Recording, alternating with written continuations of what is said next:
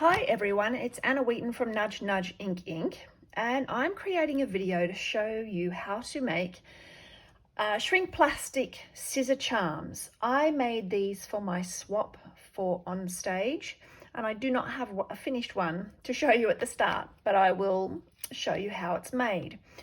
I used the Kindest Gnomes stamp set, and I used the mushroom or toadstool, and then one of the 4 gnomes. I mixed them up a little bit.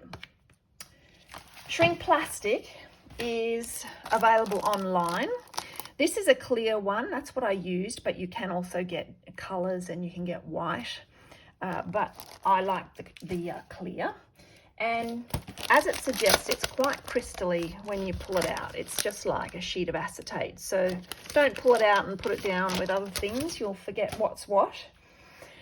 What you have to do, according to the instructions on this shrink plastic, it might be different on other shrink plastic, is it looks perfectly clear.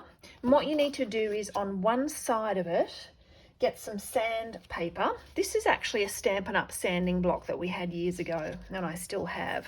And you've just got to sand it lightly in a crosshatch, right? So horizontally and vertically, so that you end up with this effect. So that's going to be the back, and then you turn it over onto the smooth side for your stamping. Then I grabbed my toadstool or mushroom, and for this I used StazOn ink. So StazOn is what you use on acetate or glass, clear plastic, because it has the property to make it set, whereas our normal ink would just smear off. Now, speaking of smearing, when you go to stamp it, it is a bit slippery.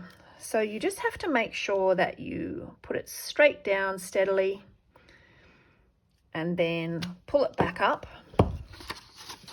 and you'll end up with your image. Then the other thing I did was one of the gnomes. I've got some prepared so I won't do stamping of both of them. Then you're going to use your blends. Now this flies in the face of the advice that we have about blends. Our Stampin Blends are meant to be used with Memento ink. So if you're colouring on paper with Stampin Blends, you're meant to use Memento, which is this one. That's our water-based ink. However, we're going to be using the StazOn with the blends. It does smear a little bit, so you just got to be a little bit careful. Now, what I did with stamping my mushroom, colouring my mushroom, was I did a little bit of the underneath of that mushroom top with my soft suede, and I tended to use the bullet end most of the time. Then I'm going to use it around my door frame. Whatever colours you use, they're going to become saturated when it shrinks. Now, if I lift that up a little bit, you might be able to see that it's actually taken off the black line on the inside of that door frame. So that's what you've got to be careful of.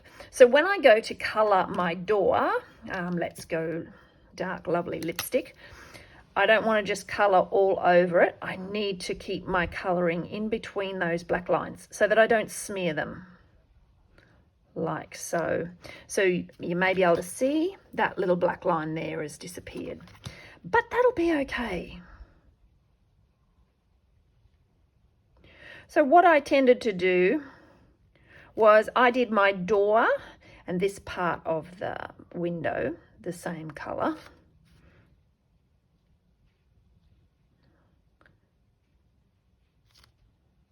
So again, just avoiding those lines.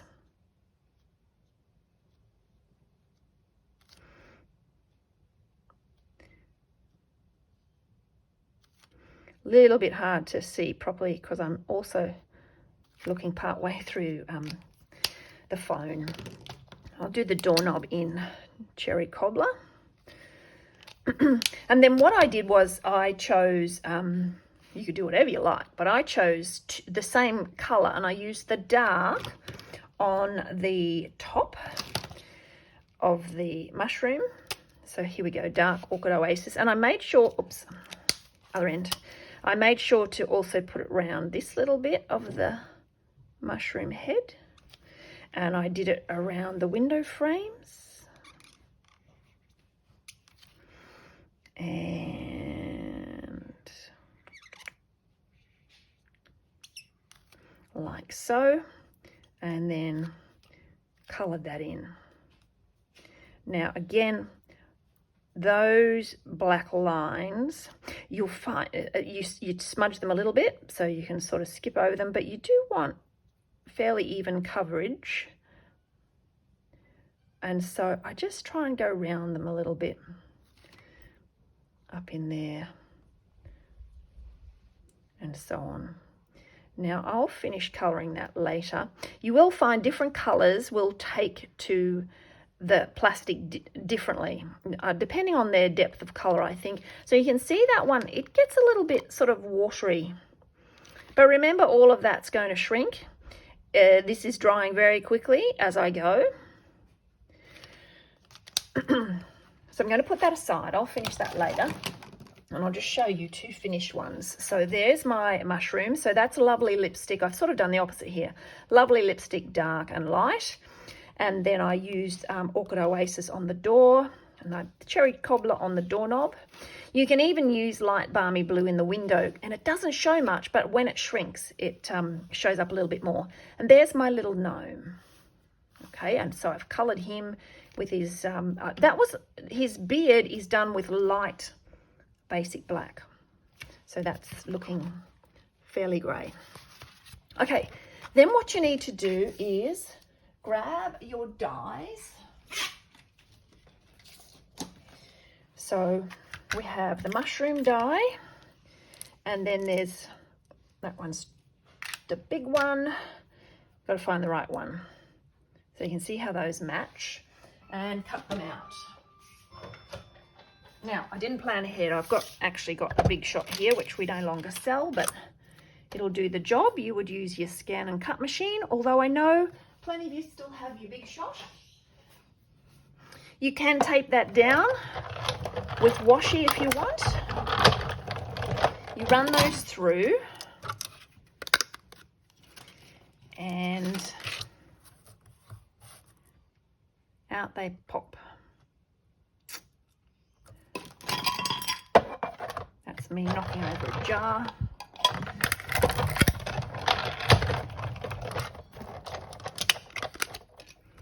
Okay, get those out of the way.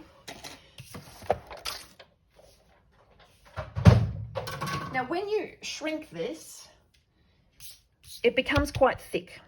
So before you shrink it, you want to punch your holes in it. And your hole can be relatively big, because remember, it's going to shrink quite a bit. So I have an old crocodile, and it has two choices. It's got a small and a large. So this one is about the size of a ring binder punch. You know, the old school punch. So there's a hole. And then I'm going to put a hole in the gnome's hat. It's not through his head. The hat sticks up a bit above the head. He's okay. Now, according to the instructions, you can put these in the oven. There's a temperature guide on the instructions, but what I do is I use my heat gun. Now, be aware, you'll see I have 3 silicone mats here, because you do concentrate heat on these for a while. And I've actually, I used one silicone mat, and my photo background is all wrinkled because the heat got through it. So here goes the magic. I'll bring the light across a bit more. This heat gun will just take a little while to heat up. You'll notice, just because I'll have the noise of the heat gun, I'll explain. You'll notice that it starts to curl up, and it actually curls up on itself, and then you keep heating and it will straighten out.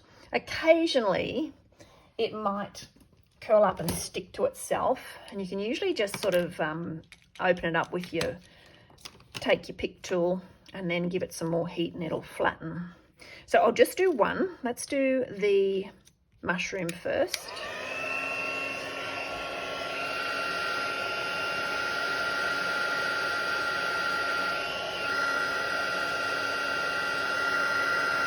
Here it goes.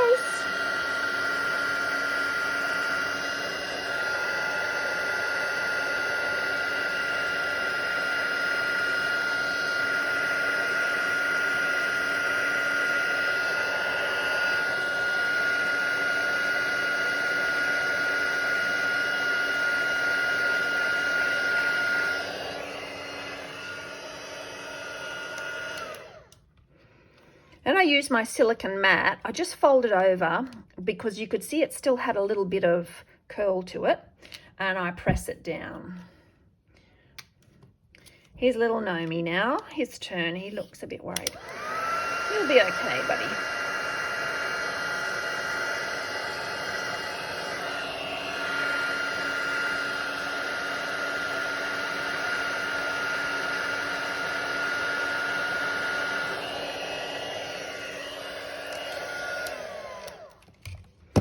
That was kind of cute, cool. He did a little spin there for a bit. Let me bring back in my grid paper and sit them there. So just as a comparison, that's the size difference that they end up with. Kind of cute, hey? Now, you can get, what I do is I join them to little charm lanyards. I don't know what that says. These ones are, so you can get small packets like this at Daiso or online, but you can also get a huge amount on eBay or the like. So these are just pretty cheap ones. So they come with this little hook. And then what I tend to do is also get some split rings. I think that's the correct term for them. They're the ones that, you know, overlap themselves, just like a key ring. Now, in making my swaps, I caused myself a very sore fingernail. There are tools that you can get to get these apart. Oopsie, let's see how well I go. So I just separated it with my thumbnail and got that end into there. Oh, this is the part you do maybe in front of the telly or something. There, I've got the end in, see? So then I just rotate that round until the little charm gets fully on the ring. So there it is. Let's see if I can do this quickly. I'll add him.